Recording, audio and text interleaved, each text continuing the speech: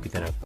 आज हम बात कर रहे हैं कि जस्ट इस पेड़ को हमारे पास आए हुए 2 दिन हुए हैं, दौड़ आते हैं और 1.5 दिन जस्ट, और अल्हम्दुलिल्लाह ये पेड़ तैयार भी हो गया ब्रीडिंग के लिए। अल्हम्दुलिल्लाह आपको ये अग्रेसिव बर्ड दिखा रहा है कि वो कितना हैप्पी है इस माहौल में।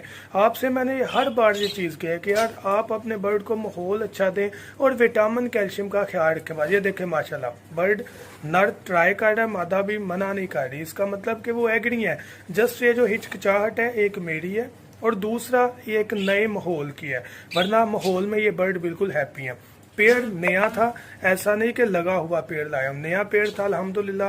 ये 1.5 दिन में पेड़ बन चुका है और क्रॉस के लिए भी 2-4 दिन में मुकम्मल रेडी हो जाएगा।